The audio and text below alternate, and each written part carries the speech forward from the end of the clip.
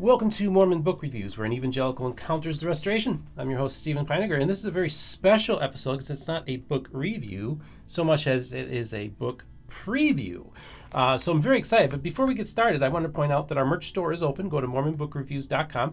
I'm sporting a button, got the hat. I got my Joseph Smith for President 1844 shirt. We don't, of course, carry that, but I thought it was a cool shirt to wear for this presentation. So the book that I want to preview and talk about is called Method Infinite, Freemasonry and the Mormon Restoration, written by Cheryl Bruno, Joel Stephen Swick III, and Nicholas Litursky. Now, this is interesting because this book literally has been decades in the making.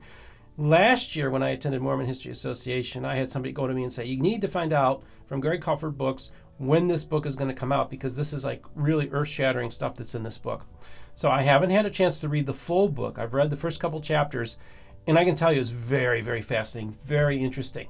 I will tell you that I've gone through this book and I literally just opened up something and I'm reading something that I hadn't heard before, or an observation. So it's really well researched, very well written as far as I can tell, just with a little bit that I've done. I thought, I want to do a preview for a couple of reasons. One, I love Greg Culford Books. I got to know Greg a little bit at this last Mormon History Association, and I want to do like just a shout out, because last year when the channel had maybe 100 subscribers, they were so cool in promoting some of my book reviews. They actually put a couple of my book reviews and interviews in their newsletter to advertise it, and I noticed that I had an increase in subscriptions and viewers, and it was really exciting. Even had people call me like, dude, you're in the newsletter. And I was like, yeah, this is pretty awesome. So I thought, okay, thank you. Thank you so much for early on being an early adapter of this channel and sending me books. And this, so just so you know, this is a preview copy. This book will be coming out in hardcover as well as an ebook on August 9th of 2022. And so what I want to do is, within my show, I really haven't talked a whole lot about Mormonism. So I thought I'm going to do, since summer's just getting, it's going to be kind of the Summer of Masonry, not Mormonism, the Summer of Masonry, where we're going to discuss Freemasonry a little bit. I'm going to have some guests come on who are also Masons. I'm going to have a couple of the authors of the book come on my program to discuss it right before it's released, to give it some publicity. I think this is going to be a very important book that's going to be dealing with Mormonism and Freemasonry. Now, I don't know if a whole lot of you are aware of this, but really this kind of has its roots in the William Morgan affair, where William Morgan was allegedly murdered by Masons. And that was what led rise to the whole anti-Masonic movement, which would become the anti-Masonic party, which would elect members to Congress and governors, and it became a very powerful political force. And it's the epicenter of all of this was upstate New York, Western New York, where William Morgan lived. The anti-Masonic party strength was right in Western New York.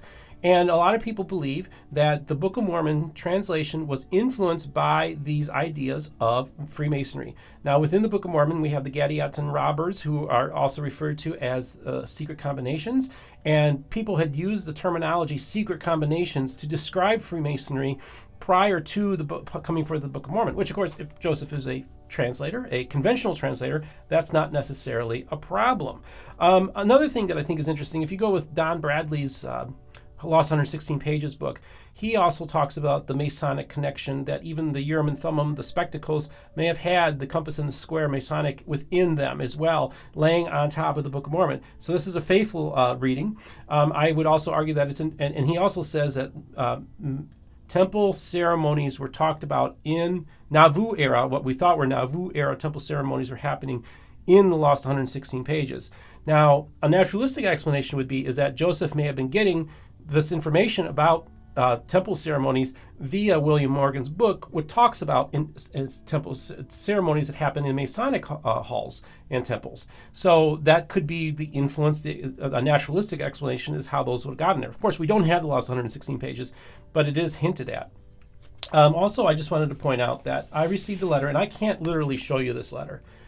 I don't want anybody getting a screenshot, but I have received a letter, a copy of, that has to do with Joseph Smith and Freemasonry.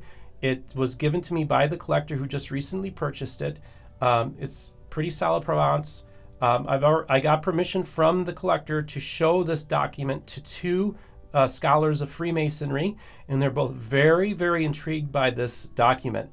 Now, I can't really tell you much about it. All that I can say is, folks, I'm getting inside information. People are sharing things with me, and I'm getting information about Mormonism across the board. But I also sat in on a Zoom call with about 40 Freemasons the other day. So I just find this whole history so fascinating to me. And I just really wanted to just plug the book, thank the publisher so much for you guys. You guys are so awesome. I want to just let everybody to know that this channel is helping break ground. Literally history. I have something here that nobody else has read except for a handful of people. It's pretty exciting what's developing in this whole idea of Mormonism and Freemasonry. So without further ado, I just want to remind you all to don't forget to like and subscribe and hit the notification button for when a new episode comes out. We're on all the major podcast formats now, so you check those out. And Anthony's working on getting the audio uploaded as we speak. And also, just remember, you can support this channel on PayPal as well as Patreon. So I want to give a shout out to all my Patreons, to all my financial underwriters. Also, we're starting to line up sponsorships for the channels as well. We'll announce those soon too. So just a very exciting time. I just want to thank all my viewers for all the support you've been giving us. I think it's really awesome to do this special book review preview. And perhaps for season 3, I'll do a book review for this as well. You all have yourself a great day.